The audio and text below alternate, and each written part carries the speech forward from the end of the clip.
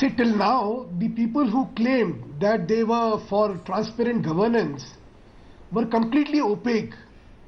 The documents were not forthcoming, they were never replying to the allegation. But after the expose, now it is crystal clear that this is a scandal. I have this page from the website of Chacha Nehru Chikitsalaya. It has the photo of Mr. Satyen Jain as the minister in charge of this department. I have this notice. Here which says any appointment required is notified here, even if it is ad hoc. I have the results here for all ad hoc appointments in that organization. This is 2016. Now there is no provision. These are the recruitment rules. You see, this document also specifies the recruitment rules which are required for the purpose of such appointments. What is the point, sir? Can you bring it? Can you come to the point? Now, Mr. Jain can get his son-in-law appointed. I am saying this is a scandal which is shocking. People who claimed that there is no nepotism in their government have demonstrated the worst kind of nepotism. They have even flouted the mechanism in which such appointments can take place. The appointments cannot take place without they being duly notified or without it being competitive. There is no provision for somebody to be appointed on the basis of that letter with atrocious English written in it to the post of a senior resident. Now mind you, Karanji, you also know senior resident is a very coveted post. True. It is critical for a doctor's career, and you have people getting appointed in such a flimsy way. And look at how subsequently the nepotism expresses itself. He joins his OSD. He goes for training at the cost of the public exchequer. Can you imagine? Absolutely. And these are the people who talk about alternate You're making a very good point. Talk about cleansing the system. Let me bring in Prem Shankar Jha. Prem Shankar Jha, you. Karanji, that was precisely his intent. Let's not have any doubts on that. But two corrections by the two worthy speakers. Mr. Jha, the Delhi Commission of Women is being investigated for such 48 appointments. So this is not one-off case. And Mr. Vazarajan, the amount of 18.5 lakhs is towards the secret fund and not towards the infrastructure which is required to operate this unit. These are the two corrections. Now let's come down to this. A very senior Aam Aadmi Party leader the other day met me and told me, he says, we'll fix you. We have things.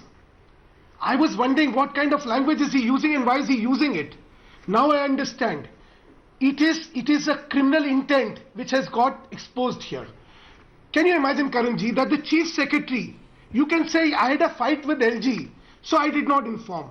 The chief secretary, who is the chief vigilance officer of the government of Delhi, is kept in dark.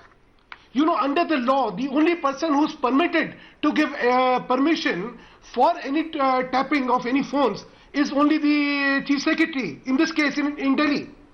And this person is not even aware as to what kind of criminality these people are attempting to. That's a very good... It is this reason why he has tried not to send files to LG. You know, there is a sinister design in his entire operation. Absolutely. He wants to squander away public funds. He wants to do things at the cost of public exchequer. He wants to do criminality. Okay, let me bring in Prem Shankar Jha. This is how it is now getting exposed, because these files are now coming to the LG. Prem Shankar Jha. Karanji, I expect you not to trivialize this grave issue. I'm not. This is an issue where public exchequer has been cheated. Allow me to finish, sir.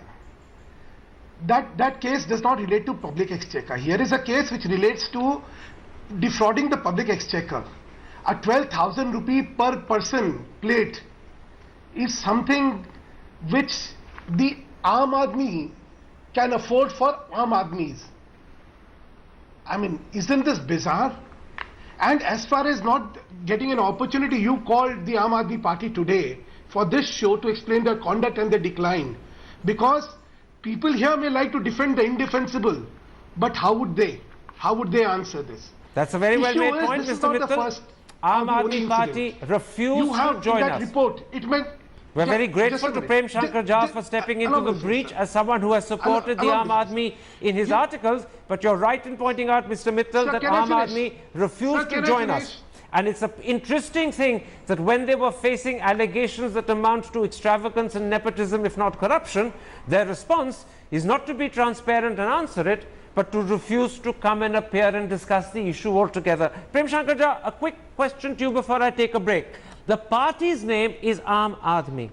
How then does it justify celebrating its second anniversary by hosting a dinner at a cost of 12,000 per plate? Most of its voters don't earn that much in a month. And by the way, it's their money that the party is spending with such apparent lack of moral concern. I think they were cheated. They're a new party.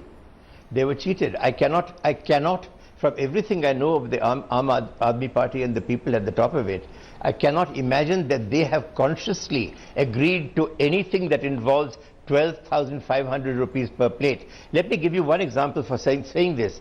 Sheila Dikshit found Raj Bhavan in Delhi not sufficient and moved to 3 Motilal Nehru Marg. Aam Aadmi Party found Raj Bhavan in Old Delhi not sufficient and moved to a 4-room house in Flagstaff Road.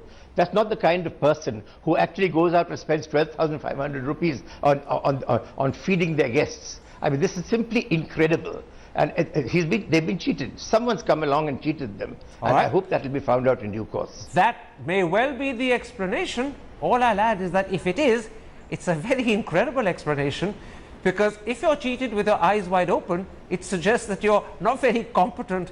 And secondly, if you can genuinely believe that a dinner can cost 12,000 per person and pay that amount, then in addition to being cheated, you're also, forgive me, I don't mean to be rude, a bit of a fool.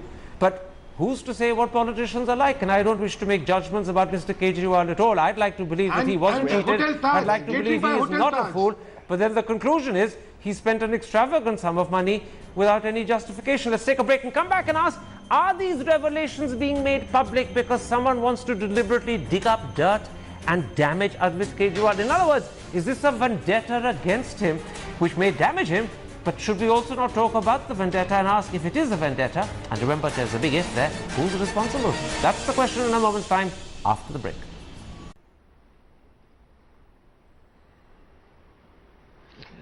Karanji, we are not into the business of intrigues. And I take strong objections to Mr. Vardarajan's statement that BJP has a dirty trick department. This is left to the Aam Aadmi Party and not us. Secondly, let me put the record straight on this issue also. Mr. Ramesh was appointed as editor as early as December or January of 2014, when BJP was not even in power. So now relating that to BJP looks absurd. But it led directly to Manu Joseph, the then editor, resigning in protest. That's also worth pointing out, that P.R. Ramesh's appointment as managing editor led to Manu Joseph resigning in protest for that reason. That was in 2014. That was in December 2013 or January 2014. But he can still be BJP close to Arun Jaitley. And Mr. Manu Joseph did not resign when his editor was sacked. You know, Hartosh Singh Balli was the editor there. He was sacked 3 months before this. He was the political editor. Resign. He was the political editor. Attributing motives to BJP and taking such refuge. Okay. Is So you deny my question that the BJP is behind these revelations. Absurd. All right, you deny my question that the BJP is behind these revelations. Prem Shankar Jha. Absolutely, and don't shoot the messenger. Don't shoot the messenger, sir. Not at all. I'm far from shooting the messenger. I'm actually involved. You could possibly argue in making the message better heard. That's not shooting, that's amplifying.